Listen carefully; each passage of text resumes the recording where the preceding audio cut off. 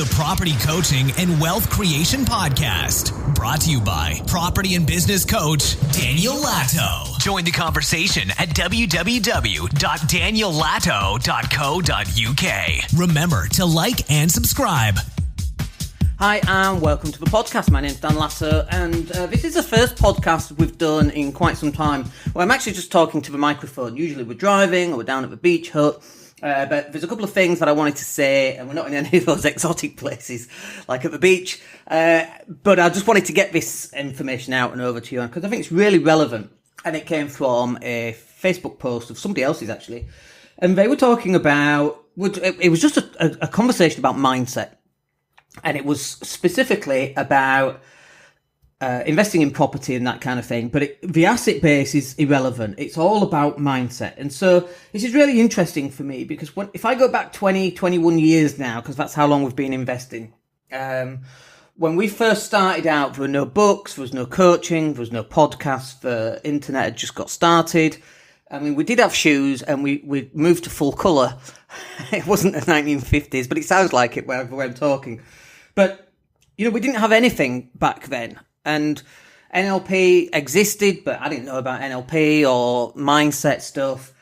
But that then combined with my background, you know, I'm just a working class lad. I got 5 GCSEs at C grade, and I only got those after I resat after a year. So it's not like if there's a natural skill or a natural talent and a natural education level that made me able to be the guy that went and, you know, made £1 million and bought millions of pounds of property, right? That just comes down to hard work. But more than the hard work, it comes down to mindset. And so there's some differences, some really stark differences that I noticed between the poor people and their poor mindset. And when I refer to poor people, I mean anyone in a job, right? I know we've talked about this differentiator before, but I mean anyone in a job.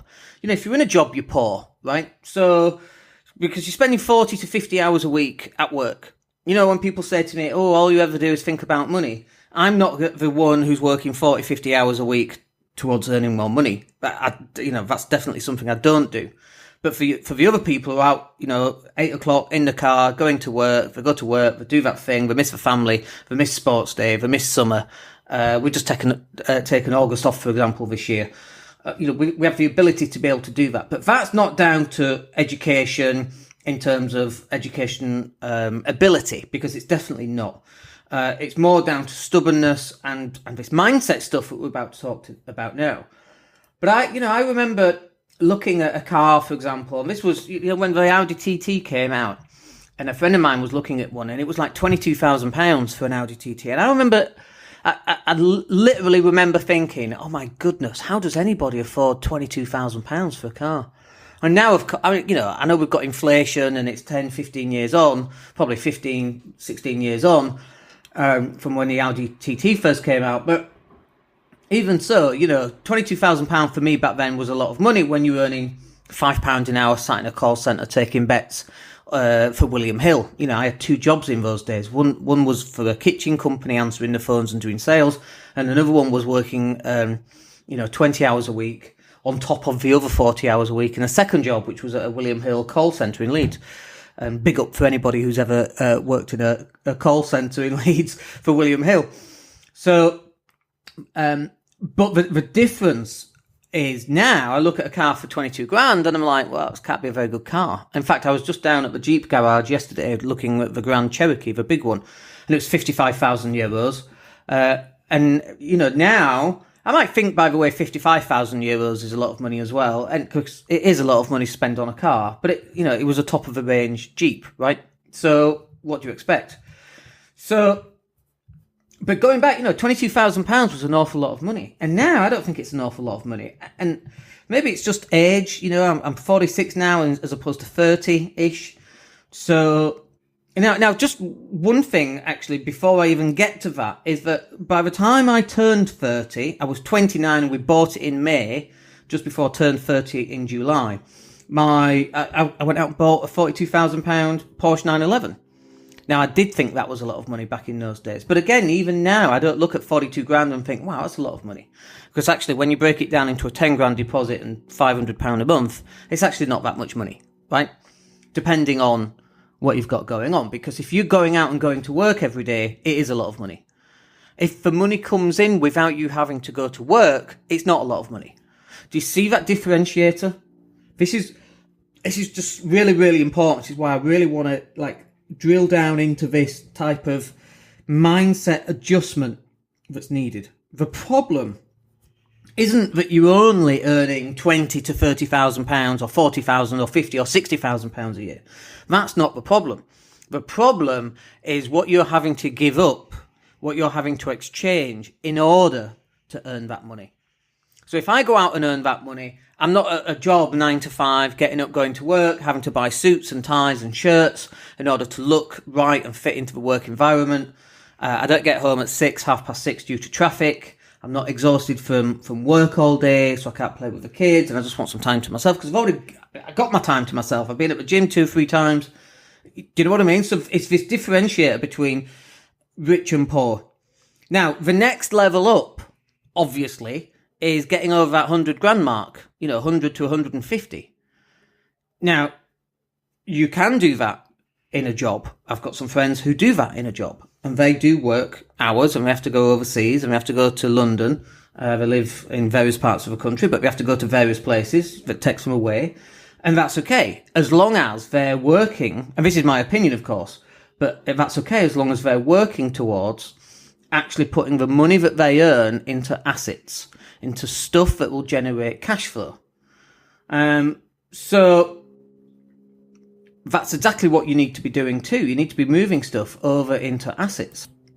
But this is one of the differences between the wealthy and the poor. The poor, and again, the poor people, those in 9 to 5 jobs, or jobs basically where you have to go and exchange your time for money, they think everything's a scam. Like, why is, my coach, for example, I've got a coach right now, and they're a marketing coach, okay? These guys do, crazy numbers every month. We're talking $800,000 a month, right? In their coaching business. Okay, so, think about that for a second. $800,000 every single month. They're playing a totally different game, okay? Now, for me to look at earning $800,000 a month, I'm like, that's mind blown. Now, and again, this comes off one of the Facebook post. I see people talking about scams and wealthy people making money off poorer people and it being a scam. And it's like, this is crazy. So how are you supposed to learn the information then? You're supposed to learn it off poor people? I don't understand that. I had a conversation last week and we were talking about getting a business coach, and the lady was on about, well, I wouldn't spend more money on somebody who earns more money than I do per hour in order to go and fix my problem. And it's like, well, why would you not do that? If I've got a problem, I need to find a person who's fixed that problem, and if it costs me, twice my monthly salary, and I need to save up. I use the word salary, I should use the word income. If it costs me twice my monthly income and I need to save up for 2 months in order to buy the solution to the problem, right? Could I get it at, 10% of the actual price? Yeah. Will it work? Probably not. You pay for what you get. Now, are there some scam artists out there? Of course there are. We see them. Some of them have big coaching companies as well. So tempting to say who. But I'm not going to. So, there are people who, they have a course, and then you go on a course, and then the part of that course is the upsell onto the next course, and they purposely leave information out so that you have to buy the next course in order to get onto that next level. I don't understand that. That for me is wrong. And I suppose they have to make a living somehow. But if that's how you need to make a living, that's not for me, right? So, just going back to this mindset thing about the wealthy versus the poor. There are other differentiators around, and we've covered a couple there, the other differentiators are things like their attitude to spending more money than they actually earn. Like the coaching that I'm on right now is more than most people earn every month. So just to put it in that context, I'm not going to say how much it is, but it's more than most people earn every month. So, that's a lot of money, but I wouldn't be investing in myself unless I thought I could get a better return on that. Now, could I have got some training for less than that? For a couple of £100 a month? Yes. Would that have been enough to get me onto the next stage compared to where I am right now? And the answer is no. Because the people providing the stuff at a couple of £100 a month have not been where I want to go. Does that make sense? But for somebody else who's on a lower income than I am, who's in full-time work, paying a couple of £100 a month to get to that stage where you're not having to go to work every day, at that point, that's really where you need to be. But again, poor people, they're like, oh, I'm not spending money every month on somebody else. Oh, I'm not doing that. And it's like, but if you're not going to do that, then what's going to change? What's going to be different in your life? How are you going to progress? How are you going to move forward? How are you going to change your life for the better? When you look back at now, in 10 years' time, that's really where I'm looking at. I mean, I'll be 56 by then. But I'm looking at the age 56 back at where I am now, age 46, having spent all this money for the next 6 months, because it's a 6-month program. So, it's at that point I'm looking for my returns. I'm not necessarily looking for my returns right now, although, as it happens, we are getting them, which is really cool. But it's, that is one of the main differentiators. And if you're sat on the fence between, oh, I don't know whether to go on a training course or not, you're totally in the wrong ballpark.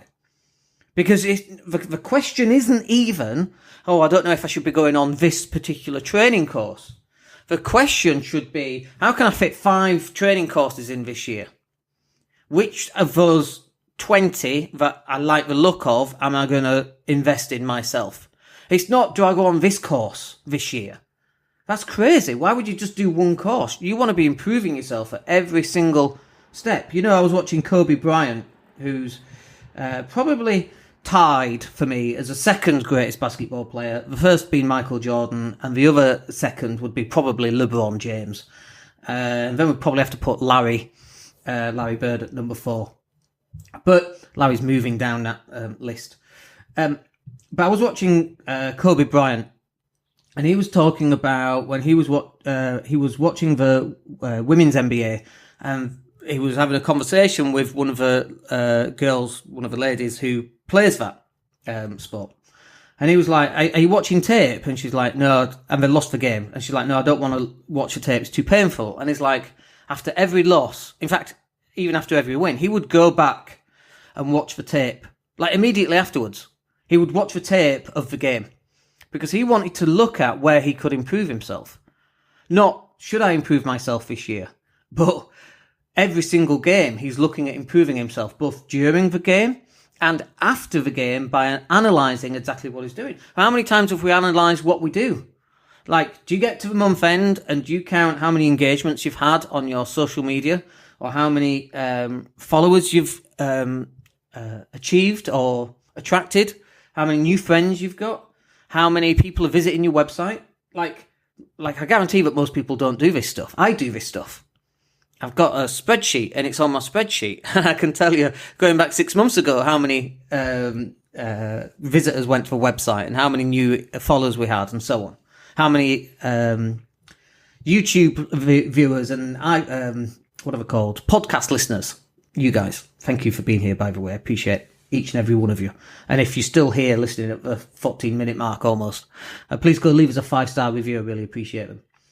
But these differences on mindset, this is absolutely key. So it's not which training course or should I go on this training course. It's, go on this training course and then work out which is your next training course. So we're in September right now. This training course is going up to Christmas. I look at people in work, let's just take Land Rover. Land Rover just yesterday announced that 2,000 of their staff are going down to a 3-day week until Christmas. Now, imagine you're the dad or the mum and you need that job in order to pay your mortgage, to pay for Christmas, to pay for everything. And now it's out of your control. It's just gone down to 3 days. This is why you're poor, by the way, if you're still in a job right now. It's because you've got no control. You could argue, well, I've got even less control if I'm self-employed because I've got customers paying me or not. And yes, I agree to some extent. But if you've got 50 customers paying you £200 a month, and one customer decides not to use you anymore, that's okay. You've still got 49 other customers paying you £200 a month. That's £9,800 a month. That will probably do quite well for you, right? Nobody needs to be a millionaire, by the way. I was having this conversation with somebody else. You don't need to be a millionaire. You don't need £1 million in a bank. You totally don't need it. What you need is 10 grand a month. That's the bottom line. Like, you could live very, very, very well and be on holiday all the time at 10 grand a month, as long as you had a methodology, a mechanism of earning that money every single month, so it comes in every single month without you having to exchange time for money. So that could be a coaching business, for example, because you could do that on the back of a yacht somewhere, as long as you've got Wi-Fi, right? Or in a hammock sat on Richard Branson's island. You could run a podcast from there, because I'm sure it's got Wi-Fi.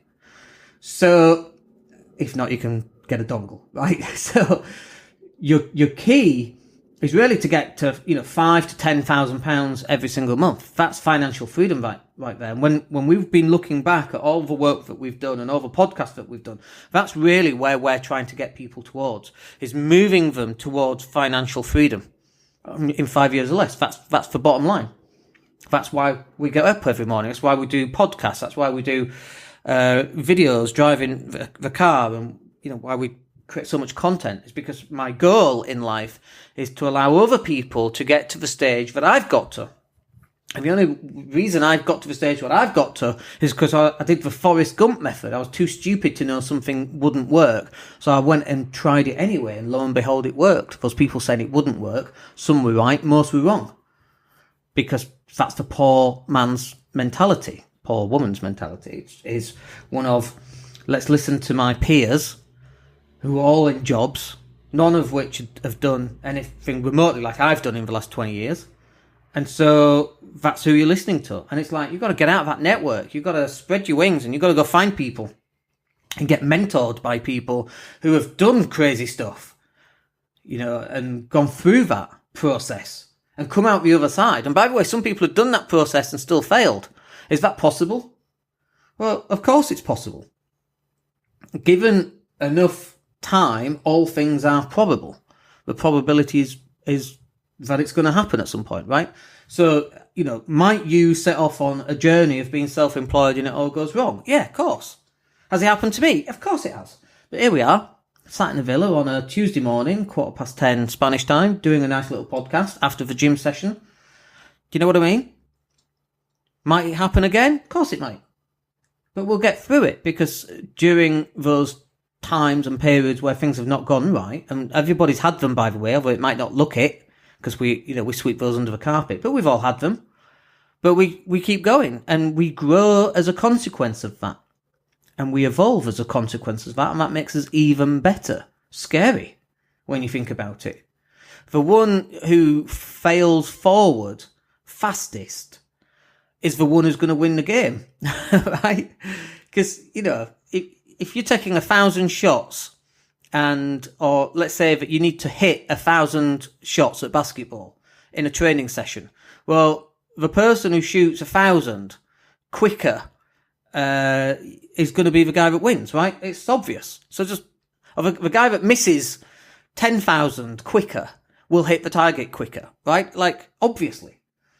But that's failing forward. I've just started playing basketball again, and the season starts in about a month, and I'm part of my 3-day workout I'm doing now. So we do cardio on the morning, we do weights just after, about 12:30, and then we do basketball shooting at 3 p.m. for an hour, right? So that first hour of basketball shooting, bear in mind I've worked out twice already, I'm exhausted, right? I'm tired, my arms are tired, my legs are not working because I might have had a legs day, but I'm still shooting it. I am missing, Michael Jordan said, you miss 100% of the shots you don't make. Michael, I'm missing almost 100% of the shots I am taking right now, because I'm missing. After the first week, and now I'm starting to hit more, right? Before I was hitting maybe 1 in 10, 2 out of 10, because I'm tired, I'm fatigued, I've not played for like 2 years. Now I'm starting to hit 30 and 40%, right? So, and these are 3-point shots too. And I've extended the range beyond the 3-point line by a foot or two. Okay, it's part of my shooting routine is to extend the range. So, like, where do you think I'm going to be in 4 weeks? but I'm failing forward again and again and again and again. And most people who are in a job, they won't do that, because at school, when you fail, that's it, you've failed. And I failed at school, and that was it, I failed. It's going to be a failure for the rest of your life. What a load of bollocks, quite frankly. It just doesn't work like that. That is not what life is. The labels that people give you, the labels that you give yourself, are just that. Labels. You can rip those MFs off, and you can write your own label. And your own label could be badass, or awesome, or millionaire, or... And I was going to put a survivor, and I don't like survivor. Winner, adventurer, hardest working person you know. Great label to own. The biggest learner in your family. Learner, not earner, because that will come later, but the biggest, the person who does education in your family. Got to be the right education. I'm not necessarily one for university and college and all of that kind of thing. Like, all things being equal, it's better than not having it. My kids want to go, great. If they don't want to go, that's fine. We'll send them on a couple of training courses so that they get real skills that they can earn a lot of money from. 6 figures. From the get-go as well, not after 7 years of studying to be a doctor. So look, I need you to think about some of the mindset stuff and some of the pre-held belief systems that you've already got. Because I guarantee you've got them, okay? And those pre-held belief systems, or anyone who helps other people make money must be a scammer. You've got to get rid of those sort of belief systems, because they're the ones that are keeping you poor. They're the ones that are keeping you in a job, because you're not risking anything. And as I said, do you think if you risk something that it might actually fail? Of course it might. There's risk in everything you do. There's risk in crossing the road and getting up, putting a kettle on, right? There's risks in everything. But you have to weigh that against the risk of getting to 65 and going, oh my gosh, I spent the last 25 years in a job I hated. I've not seen my kids who've now graduated university.